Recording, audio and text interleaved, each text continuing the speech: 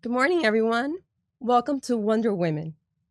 This is a podcast regarding wonderful women that are doing amazing things in their community. And today I have the pleasure of introducing you to Kat Barrow-Horth. Did I pronounce that right? Yay. Her foundation is Comma Kids. Right? Yes. That's it.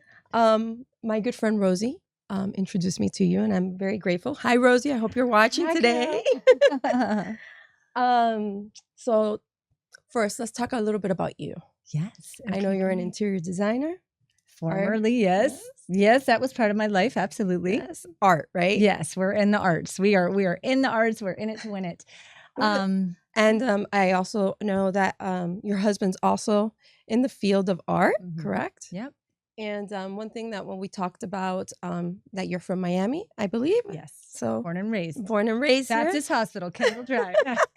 That's good. Right. Where did you study? Yes. So I was born and raised here. Ironically, our son was also born in the same hospital. And I went to Gulliver my whole life. My mom was actually a teacher there when she was pregnant with me. So Gulliver's so big now. Gulliver is so big. I was at the campus. We recently did an event with them, and we actually work with the students there. They help us with Comic Kids. But it's crazy how much it's changed. I was walking through the hallways. I'm like, I used to go to class here. I used to do this here, but it looks so different. It's an amazing school, and the network is great too. I'm still very good friends with a lot of my friends from there. That's good. Yeah. That's very good. Yeah. Godmother to their kids, that sort of stuff. So tell me, how did Comic Kids start? Well, it's actually a pretty cool story. So yes, my husband and I are in the arts. We're the owners. I love the arts. I know you do. And I love what you said when I spoke to you. You said everything in the room is art based. Yes. And when I was looking at my kitchen, I was on the phone, when I was looking at my kitchen, I go, she's absolutely right. Yeah. Everything is designed by an artist. And I think that that's a really important point that a lot of people miss when they talk about the arts, right? They think that the art the arts or perhaps their children studying the arts, they get a little nervous of it. What is someone going to do that studies the arts or, that's doing that sort of career course maybe in college? And I look at it as having been a student of art, my husband as well, art history, studio art, the arts cover everything. And when you were talking about when it has to do with your room, there is nothing in this room, the shelves, the books, the table, everything we're wearing, our glasses, that wasn't designed by a creative person. Wow. So we kind of think of the arts in why it's so important for children to be able to have exposure to the arts in all their forms. That could be music, dance, theater, the type of art that we do, drawing, painting. It is so important that children have these mechanisms and these opportunities with art to be able to explore it, because the little kids that are really interested in art, if they're given the tools, they become the creators that we need later, because we need people that are able to envision things, that are able to build and implement things. It opens your horizon. Right? Absolutely. Imaginations, your skills get better. Right. As I told you, my husband and I own a physical therapy office. Art helps with, penmanship, everything. Yeah, fine motor control, all of that, right? Yes. And so we always like to say, especially when we see that reluctance from parents, like, oh, my child is really into art, but I don't really know. I'm like, great. Give them all the opportunities that they can have with it, because it can manifest into wonderful things, right? So that's kind of also an escape for a lot of them. It's an escape, emotional escape. It can ground you. We work with children. I haven't said really what Comic Kids is, so maybe if I say that first, then you're going to understand where I'm going with this. So yes, my husband and I are art dealers. We have a company, Robin Royal Fine Art, that we started in 2008. And we sell investment level art from the 20th century. So a lot of Spanish, Picasso, Miro, Dali, Warhol, that sort of stuff. And in 2018, it's about 10 years later, we had this conversation. We said, you know what, we really need to get involved in the community. We want to be helping. And we didn't know where to start. So my husband he did not grow up similarly to me. He was in the Big Brothers Big Sisters program as a kid. Yeah, you mentioned that. And he was a very reluctant reader as a child. Just couldn't get into books. And so his parents got him a bunch of comic books. And yes, Comic Kids. So a lot of parents, and this is another thing for parents, that if your child is a reluctant reader, if they're a struggling reader, we talked about dyslexia as well. If they have challenges in the reading realm, consider graphic novels and comics. They don't have as many words, but their words tend to be really effective because they don't have a lot of space to write. Helps with memory too, I imagine. It helps with memory. It helps with context. So children that are reading, there's studies that have been done on this. Graphic novels and comics have more advanced words per 1,000 than adult literature does. Wow. A lot of people don't know that. No, I didn't. So while it's heavy in illustration, it's absolutely a great way for children to get engaged in reading. Awesome. And you really want, in those first, second, and third grade, you really want those kids to be grasping those reading skills. So super important. It's so important, right? It kind of sets their trajectory, right? 100%. You know, in school and then in work and all of that. So yeah, so we always say it doesn't matter what they're reading. It matters that they're reading, right? So graphic novels are great for parents of struggling readers and just kids. They love, you know, they get into it. They love the illustrations. So my husband got really into comics and then, you know, started to want to learn how to draw the characters and then got books on how to draw comics the Marvel way, like that. We actually just gifted that book to a friend of ours this past weekend whose child is also interested in doing it. And that segued, that interest in comics and illustrations segued into his career in art. He ended up going to University of Florida, majoring in art history, became an illustrator for their student newspaper. So his beginning as a reluctant reader and coming from a home that necessarily didn't have the same bells and whistles, right, in Big Brothers Big Sisters as a kid, and then still finding his way into the career of art, he credits comics for that. Really, it was the root of it. So in 2018, we said, you know what, we want to be involved in the Miami community. And so we started reaching out to organizations, but then we said, what if we reach out to Big Brothers Big Sisters and just tell them we'd like to volunteer to them in particular, of course. Right? We'd like to volunteer teach. So we started teaching a comic illustration class every week. Oh, that must have been a lot of fun. It was so fun. So we would go in and we would, you know, tell the kids, okay, this is Iron Man. Here's his backstory. This, you know, all the thing about the comic theory. And Iron Man was popular, I imagine, at that time. He was very popular. Very. My son was like, Iron Man was his favorite. Of course. And they also like seeing the old comics because the comic, you know, the original Iron Man does not look like the Iron Man that we know. So you see his old suits and you're like, wow, that's what he looked like back then. So that's how we started. It was just a volunteer class. We'd go once a week. We'd teach the kids. We'd bring the supplies. They loved it. And then they started, you know, chiming in on what they would like to learn next. And they started really getting cartoons into that. So it wasn't just comics. They were like, they wanted to learn how to draw SpongeBob SquarePants or Super Mario Brothers. So we're like, let's kind of open this up and start teaching them comic illustration, cartoon illustration, teaching them all these different techniques on body proportion, how to draw faces in an anime style or a cute chibi style. And a friend of ours who's a pediatrician, a comic book nerd herself, she's up in Toronto, and she told us, I wish that you could have this class at one of the hospitals up there. But this was before we were a nonprofit. And we're like, oh, how are we going to do that? But then we were like, maybe this should be beyond a class. Maybe it should be a nonprofit. So we, in 2019, we applied to be a nonprofit. And then in February 2020, we got nonprofit status. Congratulations. And it was the best. And so, you know what? And it's been kind of a wild ride since then. And we've really been able to grow the organization. We have really targeted communities of kids that we work in with. I know what your guys are doing is very special for a lot of, not only for the kids, but for the parents as well. Yeah. So those stories, I would love to hear a little bit about that. And I believe you're working with many hospitals in our community, correct? We work with a lot of pediatric facilities. So when you mention the parents being involved, you know, working with hospitals and like Nicholas Children's Hospital, for example, we go in and we teach an in-person class there.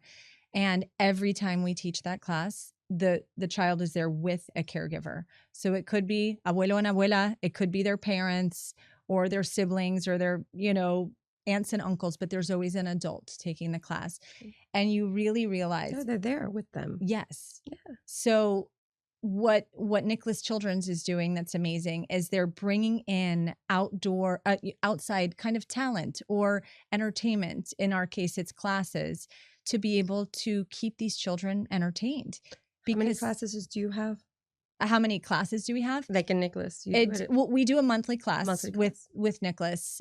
We also in the pediatric sphere, we also work with the Ryan Seacrest Foundation. And we started working with them this past summer when we went to Atlanta for a month. And you got interviewed by... Oh, we got some pretty famous interview. We were actually on the Kelly Clarkson show. Yes, I heard. In 2023. So it was a trickle effect. Oh, yeah. Isn't that wonderful? So actually when the meeting with Ryan Seacrest Studios actually had nothing to do with the Kelly Clarkson show, ironically, and they're both connected to each other. We were randomly in Atlanta and reached out to the biggest children's pediatric network up there, which is it's called Children's Healthcare of Atlanta. They have multiple hospitals, and that's where Ryan Seacrest started his first, the foundation put their first studio space. Wow. So why they are such a cool organization and they are really helping pediatric patients is Seacrest Studios builds studios in pediatric hospitals. Oh, wow. And those studio spaces have cameras and they have activity tables, and they will bring in, A-list celebrities to meet with the kids in the hospital, or they'll bring sports, that's so like nice. Incredible athletes that come in. So they could see their heroes too. Right. And the kids get to meet them. They bring like Jimmy Fallon, right? And then a lot of kids that are in hospitals, especially for long-term treatment, they can't necessarily leave their rooms, right? They can be exposed to all sorts of things in the hospital. So they kind of are, sequestered in their rooms. So what the studios do is they broadcast what's happening in the studio to the different hospital rooms. Wow. And there's a schedule that's on there. So they are doing God's work, because they're now opening their 15th studio space actually at Nicholas Children's Hospital. Oh, wow. Yes. I know, so nationally, it's such a big deal. Thank you. And they want to increase their Spanish programming. So Miami is obviously of course perfect location to do that. I mean, our Spanglish programming, right? Spanglish no, I mean, when I teach the classes in the hospital, it's in English, and then we have to switch to Spanish because a lot of the kids you teach them through the broadcast for the kids that can't. So in Nicholas Children's, we physically go in and the kids come, but through Ryan Seacrest Studios, they're broadcasting our classes now from Miami to a hospital in Atlanta, and then also up in New York. And so our goal with them is hopefully to be able to broadcast to even more so you're studio spreading spaces. Goodness all around. Yes. And we also create activity sheets every week that we send out to. Right now, we've got about 81 organizations on our list, but the mission of Comic Kids is to make art free and accessible to children in need. That is our mission statement. And we do that in several ways. We do it in classes. So like I just described, the in-person classes we do virtual classes as well. Wow. So every week, for example, every Wednesday, we teach about 200 kids virtually that are enrolled in different low-income YMCA locations here in Miami and Big Brothers Big Sisters. So yesterday, the kiddos learned how to draw the characters from the movie that's coming out on Friday, Thunderbolt.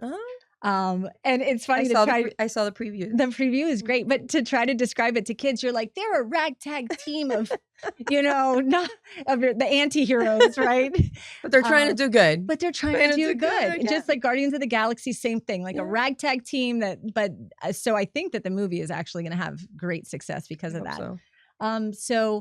So we teach these kids virtually every week so that that YMCA knows and Big Brothers Big Sisters know that they can count on art programming every week.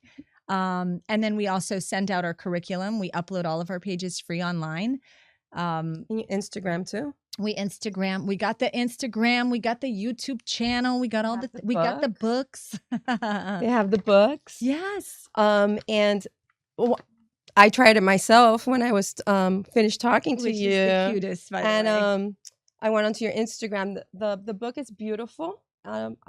It's a beautiful book, and it has all the steps of how to draw what they want to draw. If it's a giraffe or a character. Yeah. And so, of course, I went to princess because I like little princesses. Of course. And so I did Snow White. I did pretty good. You did awesome.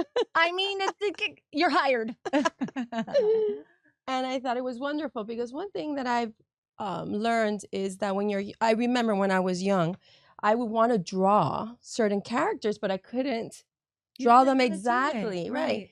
And you guys are giving them the step. And I feel like while a kid is going through such a hard time and they see something and they want to draw it and they can't like do it exactly that way, you know, the accomplishment that you're giving them. It's all about. Right, of showing them how to do it and finish it off. Because I saw, I think it was the video with the Carly Clarkson video.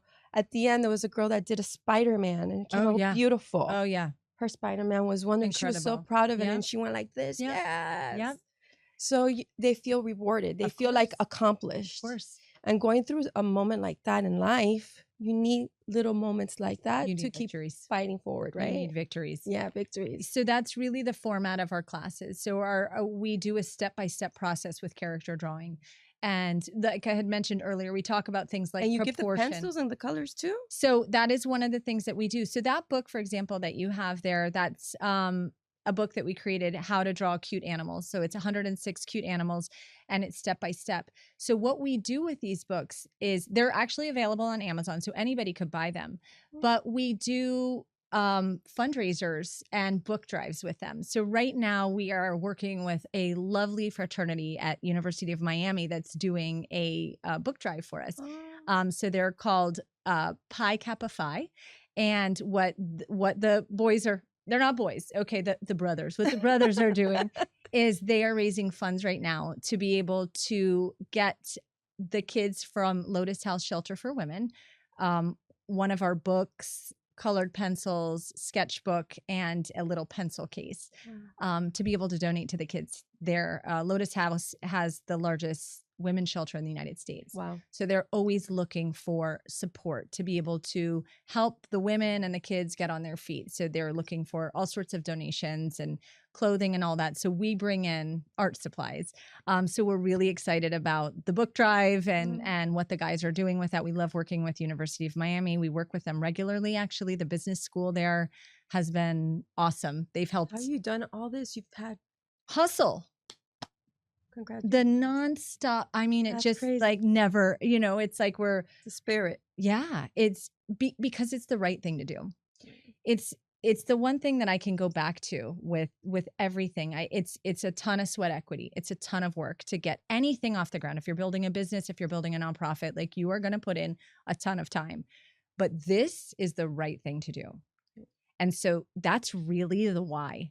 That's really to keep it going like that. Like it, you know, every child should have the option of being able to have an art education. 100%. And when it's defunded, as it is, or when it's not, which it is, it's terrible. It's terrible. And it's not taken seriously. And, you know, it's not. And we talked about it, you know, it's incredible how we've taken that away, music and art and even sports like PE. Some kids don't know how to play great sport, but they used to have activity in PE, and now it's not done in a regular basis. I had PE all the way, I think, through high school. I mean, there was always some time. We were so sweaty in class, right? So, put our uniform and then be like, go to math, right? But I think it was a moment. Yesterday, I was talking to my cousin who's a psychologist. Says, I don't think we realize that we've taken a moment of release. Of course. Which was art and music and sports. Right. And now it's all like schoolwork and you got to get everything done. And then some of these kids, this is their only way of, the way, school is their safe haven, you know? You have brought up a eminently. Safe haven. Yes, and so if it's all work. Right. And no fun. Right. They're kids. They're kids. And they have to be able to be kids. 100%. And not everybody is cut from the same cloth. And a lot of times with schools, and listen, I mean, these teachers. And everybody excels differently. One could excel in math. One could excel in arts, sports, music. Right. You know? It's like if we put kids in a box and we say, these are the skill sets that you need to have. Well, guess what? We're not all like that. Right? We're just not all like that.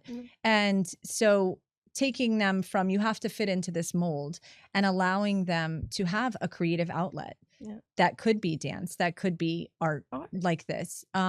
Yeah. And they need, as children, they need the release of 100%. recess, and and also they need a release of doing nothing as well. There's a beauty in boredom that I think, a lot of, I think a lot of parents, like, it's reflection. We feel this need to like over schedule the kids and like sometimes it's good to have nothing to do and you have your sketchbook and that's what you do, right? I wanted to bring this one up. This story touched my heart regarding a dad. Yeah. You were helping the kids and he was so stressed out and you gave him this one. And then he came back and said, this helped me so much. Yeah. So that book is mandalas. And what's great about mandalas, and we have the book and then we also have a lot of digital free downloads as well. So what mandalas are great at is really getting you centered and really getting you grounded into what you're doing. It's repeated patterns that you can get a colored pencil or marker and really get into. And it allows the mind an opportunity to get out of the chaos and onto the page. Right. So the story that you're referring to actually was a father at Nicholas Children's Hospital who sat in on one of her classes. And we had a book drive that was done. Actually, Miami Mom Collective had helped us with that. They also did a book drive for us. And we were able to give the books out to the patients when we taught the class. And there was a father that was taking the class and the daughter was having the best time because at the end of the day, one thing I've learned in working with pediatrics. You mentioned this to me. Kids can be exceptionally ill. They can be hooked up to all the machines. But they're still kids, right? They need to be entertained. They will school you. If you don't know the name of the Pokemon character, they will correct you. It doesn't matter. Kids are strong. They're strong. And they also they're kids. They want to have a good time. So we're teaching this class and the daughter, she was maybe 4 or 5. She was very young. She had a blood disorder. He told us about that she would have to go to the hospital about every month and then be there for like a week. And the father looked it was so heavy. Like he was there in the class, but you know that this is a man under incredible stress because, and what is lovely about what Nicholas Children's does is they really recognize that when it comes to pediatric care, it is a full family experience. We actually created a book for them, as a custom book that was in English and Spanish, and it was based on the family, the Forward for Generations campaign that they do, and the full family experience. And that's what a lot of people don't realize with pediatric care, how it impacts the entire family. So this father is looking you could tell he was just being dragged, right? Right. And so my husband pulled him aside and he gave him our mandalas book and he gave him a set of colored pencils. And yes, they're for kids, but it is a full family thing. Right. And my husband said, I want you to take this. And when you get in that place, just get on the page. And he goes, I'm really going to use this because it is one of those ways. And a lot of people in COVID experienced this. They got into art. Do you remember that? Where it was everyone was doing watercolors and they're like, God, I forgot that I did this and I enjoyed it so much. And crafts. I mean, we were building all these things out of Amazon boxes. We're like, well, we have nothing to do. Let's build some things.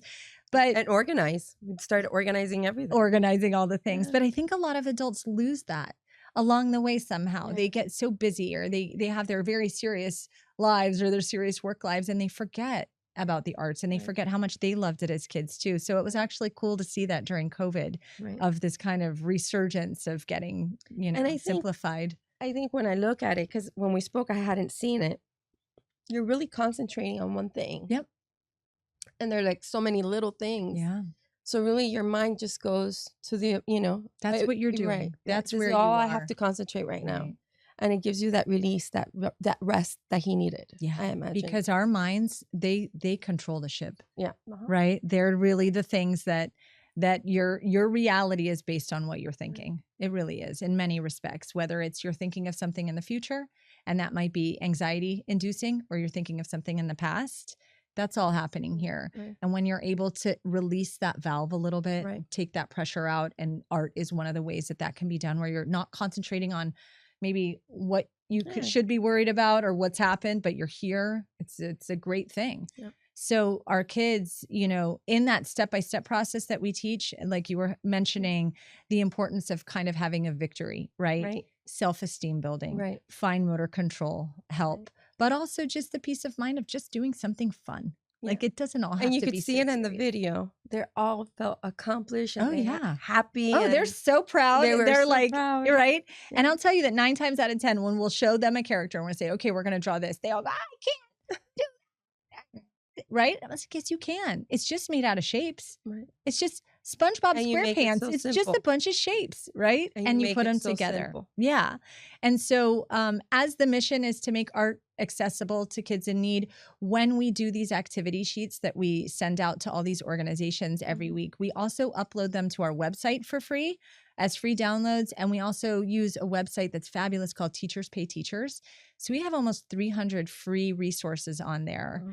We have 18,000 downloads that have happened just in the past 4 months from teachers that are giving our curriculum to their kids. Wow, that's amazing. Yeah. So you're doing a great We're doing job. And so is your husband too? Yes, he is. He's behind the scenes, by the way. He's back there taking video. Yeah, I know. He's so cute. And you guys seem like a very beautiful husband and wife.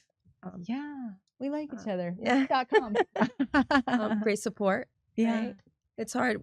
It's very important that our husbands support us in our adventures, right? Sure. Well, I mean, And your adventures is together. Yeah. So, but it's a beautiful adventure. And we right? we're constantly morphing how we're doing things. We're like, you know, I think if you're an entrepreneur, which we started out as, and you know, in many respects, a nonprofit it's a business. It is. Right? I mean, it is a business. It's all the things. Actually, I think it's a harder business. Yeah. It's a harder business. It's a harder business. Because you have to take everybody's opinions into account. Right? Everything has to be perfect. Right. You cannot make one little mistake. No, you got to be very buttoned up. But it is a business. And so we had that background already being entrepreneurs. Mm-hmm. And then, you know, when we started Comic Kids, we knew we started our company in 2008, which was the height of the recession. We started Comic Kids in 2020, which was a weird time. Mm-hmm. So we like to pick very cataclysmic times to start, you know, companies, organizations. Sometimes things happen in the weirdest times and you never know why, right? I know, but you know, the kind of the beautiful thing about that is when we started our company at that time, we had to keep it really lean and mean. We're like, we don't have, you know, we can't be spending a ton of money or resources on things when the economy is going the way that it is. Comic Kids started in 2020. We got the nonprofit status in February and school shut in March. We're like, what are we going to do? I mean, we're like, it found its way. Well, it found its way. We kept that same mindset, keep it lean and mean. So we're like, all right, we're going to immediately transition to digital, you know, learning. Right. And we started working with Beaux-Arts organization that benefits the Lowe Art Museum at University of Miami. They do an art summer camp, a fabulous art summer camp every year. They've been doing it for years. And that they have it going on this summer. Our son is going to be enrolled in it. But that summer they had to go virtual. So we said, you know what, we'll teach the classes. So you're talking about Disney Princess. That was one of our weeks. That was my favorite class to teach. I knew all the characters. I'm like, this is Belle. This is every way possible. You have it on Instagram. You have it on your website. We have it on YouTube. We have it on Teachers Pay Teachers. Channel. You have it in a book. Yeah. Congratulations to you and your husband and to your family. Thank you. It's a beautiful legacy that you're leaving to your children. It's, you know, it's the right thing. It's the right thing. It's the right thing. What advice would you give to our future women entrepreneurs? It's a great question. And I think I listen to a lot of podcasts and always try to get some bit of information from it and see how it can be incorporated into life. And I would say, if I'm perfectly honest, when we started Comic Kids, I was so scared of taking that step. Maybe it was the complex of not thinking that we could succeed or that it would fail in one form or fashion. So I did a lot of reading, a lot of journaling, and how can I get out of my own way to kind of take this step? That was my New Year's resolution 2020. Get out of your own way. Yeah. Be fearless. Say yes. Yeah. Say yes. Yeah. So doing all of that work, I started realizing I have a voice in my head that tells me it's not going to work. This is why it's not going to work. And I started envisioning myself as Wonder Woman, physically as Wonder Woman. And when I started hearing that voice, and it was kind of crazy that I did it, but I would go like this, like she does with her golden bracelets. And I would kind of pa fuera that voice. Pa fuera. Like we don't have time for that voice. And listen to your inner self, right? Yeah. Say, and just I could do this. Do it. Everything's possible. Right. And it's like when that voice comes in and she's like, you can't do this, isn't going to work. Stopped her. You stopped her. I stopped her. And eventually she went away. And now anytime this idea is like, comes up, I don't have this voice that goes, oh, well, you can't do it because I just say, no, I can. I can. So recognize the voice, learn to get rid of it, and do the thing. Right. Like, just do it. Be fearless. Be fearless. Just do Amen. it. Amen. Thank you so much, Kat, for being here with me today. This is the best. Thank you to your husband as well. He's back there. And thank you all for being here with me today. I really enjoyed it today so much. Awesome. Thank you. I hope you join me next time. And always remember to be hopeful and always believe. Everything is possible in life as long as you work hard and believe in yourself. God bless you all. Bye-bye. Thank you. Bye.